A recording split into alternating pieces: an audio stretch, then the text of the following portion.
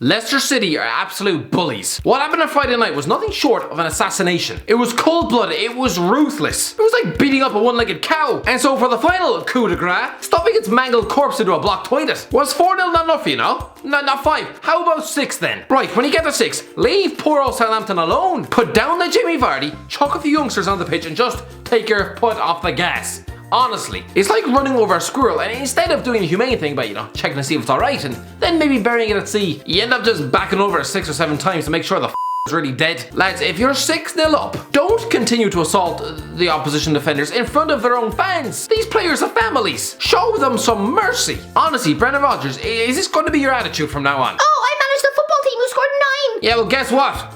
Doesn't make your penis any bigger, alright? In sport, there's a little thing called, sportsmanship, respect for your opponent. It's like when Conor McGregor got mauled by Khabib this time last year. Okay, you have him in a chokehold. Game over. Don't proceed to then take a dump on his head and use his ears as goddamn toilet paper, which he didn't, alright? That was an example of, sportsmanship. Maybe it's not the best example considering he then tried to jump into a crowd of people, but you get my point. What Leicester City did on Friday night, it was senseless violence, alright? It should have come with a parental guidance warning. Even Quentin Tarantino would have turned his nose up at that. 6-0 up, right? Just stop scoring. Which is also page 1 for treatment on sex addiction. Southampton had 10 bastard men on that football pitch. Does it make you feel like a big man, lads? Scoring 9 goals against 10 men. Do you also go around town pushing people out of wheelchairs and spitting on the homeless? Just kidding, alright? Of course. No blame should be chucked at Leicester, alright? I'm only joking. They wanted a Premier League record and they equalled it. Fair enough. Yes, Southampton were down to 10 men, but so what?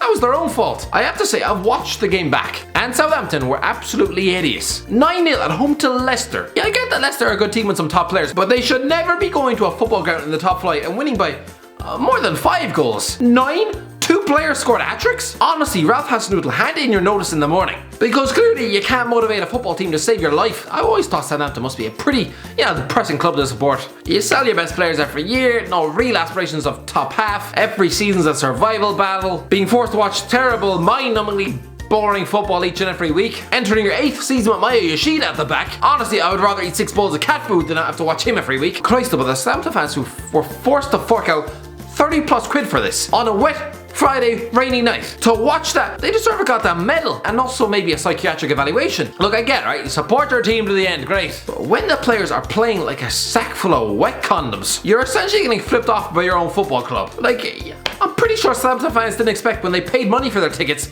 to be losing 9-0. It's like if you bought a ticket at the cinema to go watch Joker and then instead just show you 2 hours of Paul Jewell's sex tape. Like, you're gonna want your money back. Like, you're definitely not gonna stay for the whole goddamn thing. I don't care if they had 10 players for 80 minutes. Close down your man, pick up your runners. Don't let Ayoze Perez score his 2nd hat-trick against your defence in the space of 4 months. The ones that stayed to the end, please, for the love of God, make better life decisions. It was a Friday night. Head down the pub, go visit your wife and kids. Stick your knob in a blender, anything. Anything must be more fun than staying behind to watch that. I bet these are the same lads who also spend Christmas Day watching 6 box sets of The Big Bang Theory. It's almost as if they enjoy torture. Do you also spend your birthday walking barefoot across broken glass? And to make matters worse, right, when a result like this happens, you want the next 2 games to come as quickly as possible, just to get out of your system, to forget, to claw back a modicum of dignity. It's a bit like when Sunderland went down to Southampton a few years back, and they lost 8-0. They only lost 2 of the next 9 games, and they actually managed to stay up that season. Southampton's next 2 games are both trips to Manchester City at the Etihad. Lads, honestly, by mid-November, half this club's fan base might well need daily one-to-one therapy. Southampton gave full backing to Ralph Hasenhüttl despite humiliating Leicester City defeat. No, Leicester owners, put down the bucket of Calpol. Give your head a shake. This is a man who just guided your club to the most embarrassing ever defeat. And you want to give him your backing? If I, on Monday morning, marched into my boss's office and proceeded to take a dump in his bowl of muesli, not only would I be fired on the spot, I'd be lucky not to have my ears ripped clean off my skull. Hasenhüttl might have kept you up, right? But this result alone has brought shame upon your club. And the players, chuck them all in the biggest bin bag you can find and dump them off a cliff. I'm sorry, what sort of pitiful excuse for professional footballers are these? That they'll just wilt and die in a hole at the first sign of trouble. James Ward-Prowse, he's supposed to be an England international, is he? Could have fooled me. Romeo, a former highly rated Chelsea youngster. I wouldn't trust him to look after my houseplants, let alone guard a defence. Christ above, he offered less protection than a box of punctured condoms. Kevin Danzo, this was only his 2nd ever game for Southampton, and I don't want to be too harsh on the young lad, but for the love of God, shove him back in the cupboard whence he came. And never, ever never let him on the pitch again before he does any more damage to your defence. And now they're right back. Why don't you come on over, Valerie? Because he's absolute horse manure. Nathan Redmond, Pierre Hoiberg, the whole lot of you, hang your head in shame. I actually felt sorry for the goalie, having to watch his defence part like the Red Sea. Christ above, they were exposed more times than True Geordie's DMs. Christ above. But on the other hand, right, it is always quite funny to watch a team of spoilt multi-millionaires who clearly don't have a single backbone between them and evidently care not one iota for this football club get embarrassed in front of the watching world. It is delicious. Lads, if you are really at this club for a paycheck, if Southampton Football Club doesn't mean anything to you other than them just being the mugs who pay your weekly wages, then please, for the love of God, just exit the club. Go to China, go to Turkey, the MLS, because this is the English Premier League, where results like this actually matter and resonate for a long time. How are Southampton fans ever going to live this down? They work hard all week so they can be afforded the privilege of watching you play, but honestly, watching 6 goats drink out of the toilet bowl would have been more life fulfilling than watching this pile of garbage. Before I move on though, alright, credit to Leicester, alright? They play beautiful football, they move the ball well, they're clinical. And I know they won the league a few years ago, but I actually think this is the best Leicester City team I've ever seen. So what else happened? Right, well, Christian Pulisic finally woke up from his 3-month coma, scored not 1, not 2, but 3 goals for Chelsea. He has finally arrived. Hat-trick heroes. The Blues came out 4-2 winners of Turf Moor. And this just days after winning out at Ajax. Lads, Frank Lampard is doing an unbelievable job. Man City came up against Aston Villa, put them to the sword in the second half with 3 unanswered goals. Guardiola though, he came out and said if City keep playing like they did in the first half, they would end up relegated. Lads, you could stick a tree stump in their defence and chuck my dead gran up front. They're still not going down. Everton went and lost 3-2 to Brighton, where Jordan Pickford might as well have stayed at home. Christ, the free kick Pascal Gross scored, it was well hit, but it was also straight at the goalie. If you're a 30 million keeper and England #1, just put out your hands and tip it around the post. I don't know. I'm not an expert or anything, but don't let it go through your fingertips. It's a crazy thought, but just... West Ham and Sheffield United settled their grudge match from 12 years ago, except didn't really settle it, did they? It was a 1-1 draw. But we're 10 games into the season and no team has conceded fewer goals than Sheffield United. Bodes well for Ireland considering they have 2 Irishmen in their defence. And I'm sorry, alright, Jack O'Connell, a word here. How could you in good conscience line out for England's youth teams with a name like that and not feel like immediately getting sick in your mouth? Tottenham lost again. How to sum up this game? Serge Aurier was absolutely terrible. He cannot defend.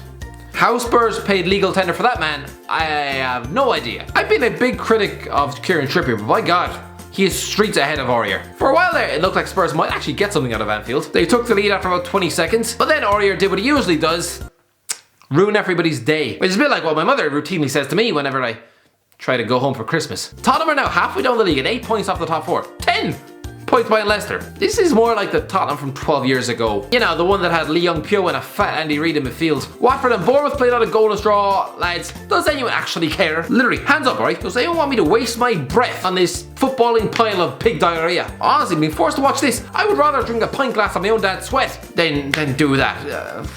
I really think Watford are in big trouble this year.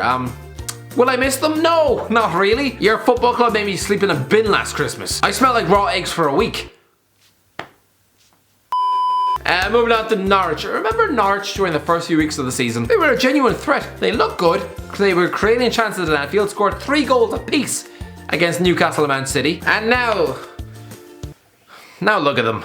Firmly stapled in the relegation zone. And they're probably never going to get out of it. Timu Pukki hasn't scored in weeks now. And they can't even manage a result at home against the worst Manchester United side I've ever seen. Here's a tip, Daniel Farke. Fill your team with defenders in January. Just fill it to the brim. Because going to war with Grant Hanley in your backline, the very thought is almost enough to make me get sick in a bucket, and I care not for the town of Norwich. Too much inbreeding and jackmate for my liking. Just kidding, lads. I'm sure that you don't spend all your free time romancing your cousins. I'm sure you have other hobbies. I really don't see much hope for this Norwich team though. I mean, Christ. We're 10 games in and they've already conceded 24 goals. That's just one less than Southampton, and they just conceded 9 in one goddamn game. As for Ole Gunnar Solskjaer, a 3-1 win, which means they've now gone 3 games without defeat.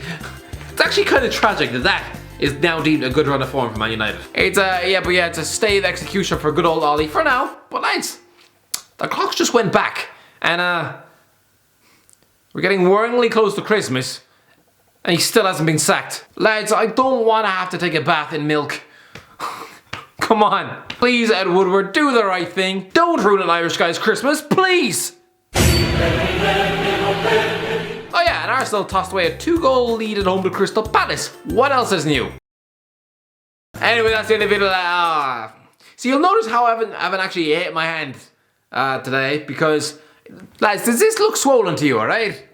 That one. I don't know, I was playing a game of football this morning and I fell on it bad. Why am I telling you? Not one person out there cares. Moving on from my tragic life, right? Oh, I just slapped it again. Honest Christ, if this is broken now. Should Unai be sacked? Should the Southampton players be able to look another human being in the eye for the next 6 weeks? Will Ollie finally get sacked, for the love of God? Let me know in the comment section below if you enjoyed the video. Go like, share, and subscribe. And as always, I'll talk to you in a while.